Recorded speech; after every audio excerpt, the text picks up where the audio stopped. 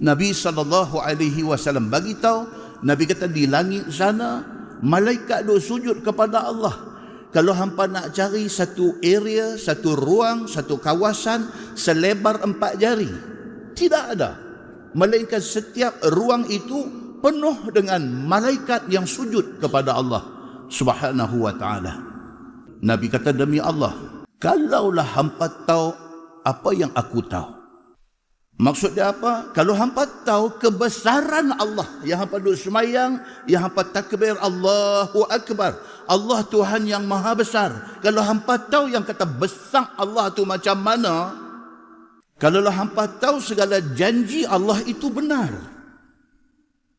kalau hampa tahu macam aku tahu, Nabi kata, Allah cerita tentang syurga, syurga itu benar. Allah cerita pasal neraka, neraka itu benar.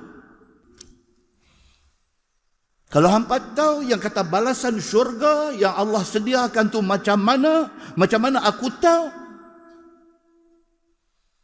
Kalaulah hampa tahu hakikat neraka tu macam mana aku tahu.